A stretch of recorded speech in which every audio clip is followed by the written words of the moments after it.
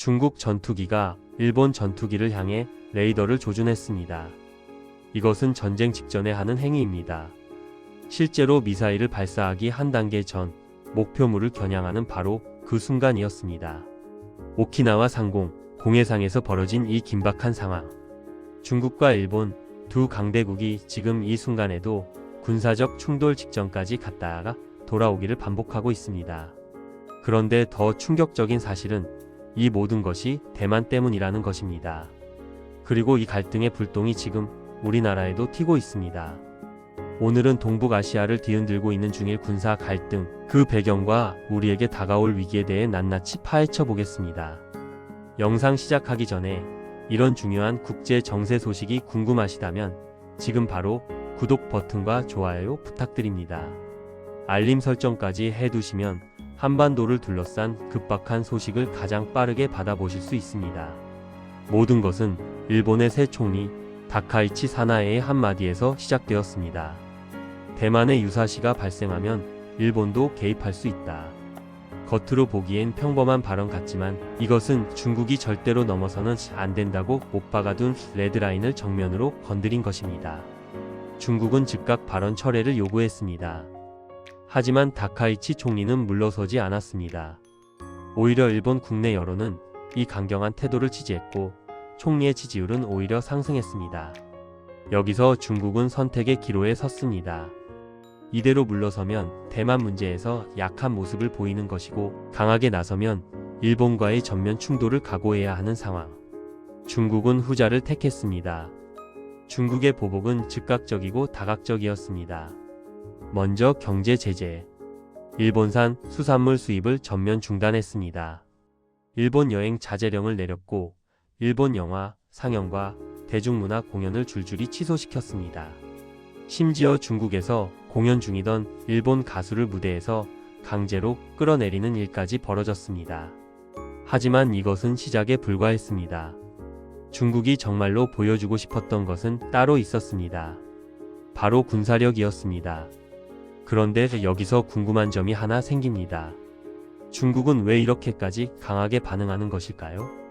대만이 중국에게 어떤 의미이길래 이 정도의 위험을 감수하는 걸까요? 그 답을 이해하려면 우리는 중국의 중국몽이라는 개념을 알아야 합니다. 시진핑 주석이 내세운 이 비전은 2049년 중화인민공화국 건국 100주년까지 중국 중심의 세계 질서를 만들겠다는 원대한 계획입니다. 그리고 이 중국몽의 핵심에 대만이 있습니다. 중국 입장에서 대만은 단순한 섬이 아닙니다. 이것은 중국의 자존심이고 통일의 상징이며 강대국으로서의 정당성을 증명하는 마지막 퍼즐 조각입니다. 만약 대만이 독립하거나 다른 나라가 대만 문제에 개입하는 것을 허용한다면 중국몽은 산산조각 나는 것입니다. 그래서 중국은 이번에 일본을 상대로 명확한 메시지를 보내기로 결심했습니다. 지난 12월 6일 오후 4시 32분 오키나와 인근 공해 상공에서 중국 항공모함 야오닝함에서 이륙한 J-15 전투기가 일본 항공자위대 F-15 전투기를 향해 레이더를 조사했습니다. 3분간의 레이더 조사. 그리고 이 시간 뒤인 오후 6시 37분 다시 한번 레이더를 조준했습니다. 이번에는 무려 31분간이나 지속되었습니다. 이것이 무엇을 의미하는지 아십니까? 레이더 조사는 미사일 발사 직전 단계입니다. 목표물을 정확히 겨냥하고 언제든 발사할 수 있는 상태로 만드는 행위입니다. 전투기 조종사 입장에서는 지금 당장 미사일이 날아올 수 있다는 극도의 긴장 상황인 것입니다. 일본은 즉각 비상 대응에 들어갔습니다. 고이즈미 신지로 방위상이 새벽에 긴급 기자회견을 열었습니다. 이례적인 일이었습니다. 매우 위험한 군사적 위협 행위입니다. 일본 외무성은 우장아오 주일 중국 대사를 긴급 소환했습니다. 강력히 항의하고 재발 방지를 요구했습니다. 그런데 중국의 반응은 어땠을까요?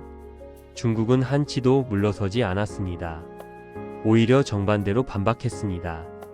도적이 도적 잡으라고 고함치는 것이다. 중국 국방부의 공식 입장이었습니다. 먼저 훈련 구역을 침범한 것은 일본 전투기였고 중국군은 정당한 대응을 했을 뿐이라는 주장이었습니다. 중국 외교부도 가세했습니다. 일본이 이른바 레이더 조사 문제를 부각하는 것은 국제사회를 오도하려는 것이라며 일본을 비난했습니다. 양국은 완전히 정반대의 주장을 펼치며 맞서고 있습니다. 누구 말이 맞는지는 중요하지 않습니다. 중요한 것은 두 나라가 모두 한 발짝도 물러서지 않겠다는 의지를 보이고 있다는 사실입니다. 그리고 상황은 더욱 악화되었습니다. 일본 NHK 보도에 따르면 중국 항공모함 야오닝 함대가 이틀 사이에 함재기를 무려 100여 차례 출격시키는 대규모 훈련을 실시했습니다. 로이터 통신은 더 놀라운 소식을 전했습니다. 중국이 동중국해, 남중국해, 태평양에 이르는 광범위한 해역의 해군과 해경, 선박 100척을 동원해 무력 시위를 벌이고 있다는 것입니다. 100척의 군함. 이것은 단순한 훈련이 아닙니다. 이것은 전쟁 준비와 다름없는 수준의 군사 동원입니다. 그렇다면 이제 우리가 물어야 할 질문은 이것입니다. 과연 중국은 정말로 대만을 침공할 것인가? 그리고 그때 우리 한국은 어떻게 될 것인가? 전문가들의 의견은 조심스럽지만 명확합니다. 가능성은 낮지만 대비는 필수다. 국가전략연구원 문성묵 통일전략센터장은 이렇게 분석합니다. 중국은 1949년 이후 코앞의 섬들도 장악하지 못했습니다. 우크라이나 전쟁에서 러시아가 치르는 대가를 주시하고 있습니다.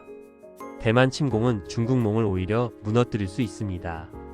하지만 이화여대 박원곤 교수는 다른 시나리오를 제시합니다. 대만이 독립을 선포하는 강한 명분이 생기면 중국은 군사력을 사용할 수밖에 없습니다.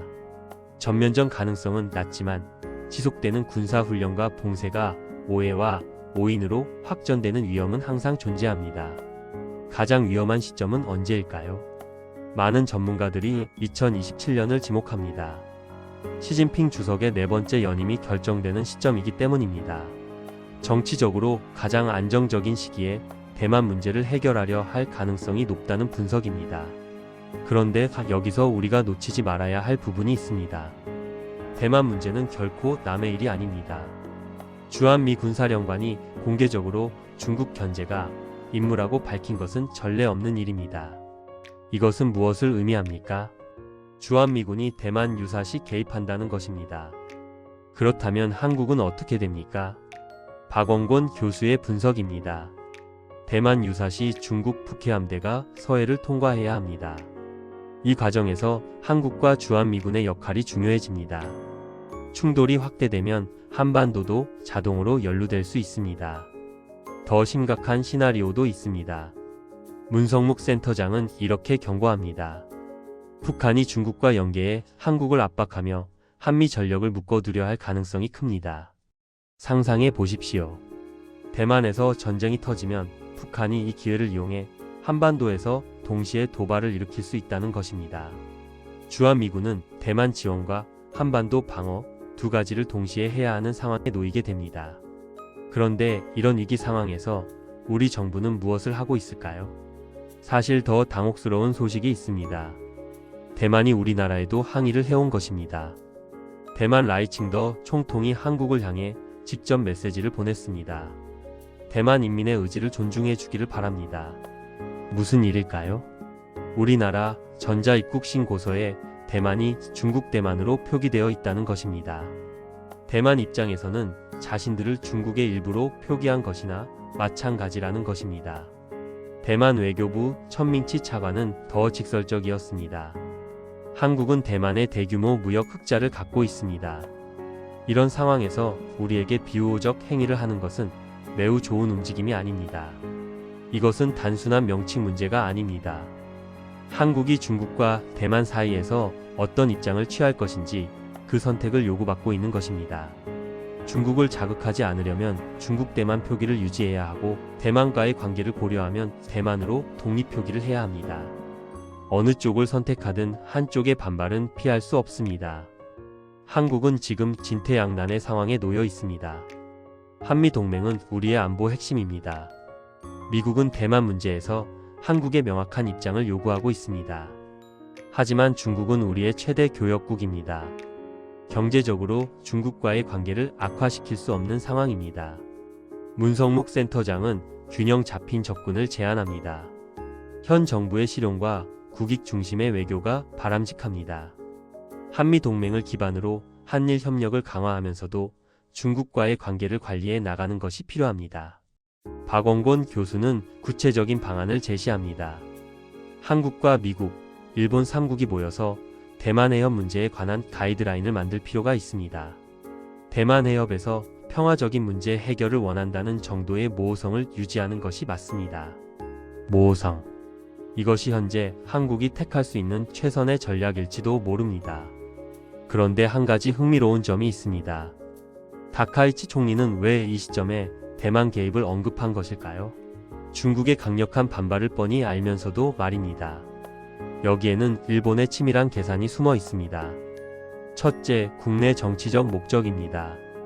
보수 성향의 일본 국민들은 강한 일본을 원합니다. 중국에 굴복하지 않는 총리의 모습은 지지율 상승으로 이어졌습니다. 둘째, 미국과의 동맹 강화입니다. 대만 방어에 적극적인 자세를 보임으로써 미일 동맹에서 일본의 입지를 강화하는 것입니다. 셋째, 군사력 증강의 명분입니다. 중국의 위협을 강조하면서 일본의 군사력 확대, 이른바 보통 국가화를 추진하는 것입니다. 실제로 일본은 서남부 무인도 마게시마에 군사기지를 건설하고 있습니다. 중국 전문가들은 이것이 대만 유사시 미군과 일본 자위대가 사용할 전진기지라고 분석합니다. 중국과 일본 두 나라는 이미 대만을 둘러싼 군사적 대결을 준비하고 있는 것입니다. 자, 지금까지의 내용을 정리해 보겠습니다. 중국과 일본의 갈등은 단순한 외교 마찰이 아닙니다. 이것은 동북아시아의 세력 균형을 뒤바꿀 수 있는 중대한 지정학적 변화입니다. 대만 문제는 이제 중국과 미국만의 문제가 아닙니다.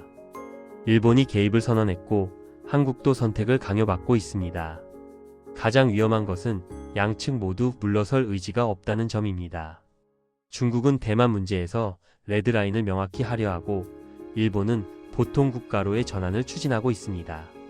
두 강대국의 이해관계가 정면으로 충돌하고 있는 것입니다. 그렇다면 우리는 무엇을 준비해야 할까요? 첫째, 냉정한 현실 인식이 필요합니다. 대만 문제는 결코 남의 일이 아닙니다. 전쟁이 터지면 우리도 자동으로 연루됩니다. 둘째, 외교적 유연성을 유지해야 합니다. 한미 동맹을 기반으로 하되 중국과의 관계도 관리하는 균형 외교가 필요합니다. 셋째, 군사적 대비를 강화해야 합니다. 대만 유사시 북한의 도발 가능성에 대비하고 자체 방어 능력을 키워야 합니다. 넷째, 국민적 공감대를 형성해야 합니다. 이 문제는 정치적 이념을 떠나 대한민국의 생존이 걸린 문제입니다. 오키나와 상공에서 울린 레이더 경보. 그것은 단순한 군사훈련의 소음이 아니었습니다. 그것은 동북아시아의 새로운 시대가 도래했음을 알리는 경고음이었습니다. 중국의 부상, 일본의 재무장, 미국의 인도태평양 전략, 그리고 그 한가운데 놓인 대만. 이 모든 요소가 한반도를 중심으로 수렴하고 있습니다. 우리는 더 이상 관망자가 아닙니다. 우리는 이 거대한 지정학적 게임의 당사자입니다. 준비하지 않으면 선택할 수 없습니다. 선택하지 못하면 결과만 받아들여야 합니다. 지금 이 순간에도 중국 군함은 서해를 누비고 있고 일본 전투기는 오키나와 상공을 지키고 있으며 대만은 독립과 통일 사이에서 줄타기를 하고 있습니다. 그리고 우리 대한민국은 이 모든 것의 중심에서 가장 현명한 선택을 해야 하는 시험대에 올라 있습니다. 오늘 영상이 도움이 되셨다면 구독과 좋아요, 알림 설정 부탁드립니다. 한반도를 둘러싼 국제 정세는 하루가 다르게 변하고 있습니다. 우리의 안보와 경제, 그리고 미래가 걸린 이 중요한 소식들을 놓치지 마시고 함께 지켜봐 주시기 바랍니다. 다음 영상에서는 대만 유사시 한국의 구체적인 선택지와 시나리오별 대응 전략에 대해 더 깊이 다뤄보겠습니다. 구독자 여러분 감사합니다. 다음 영상에서 뵙겠습니다.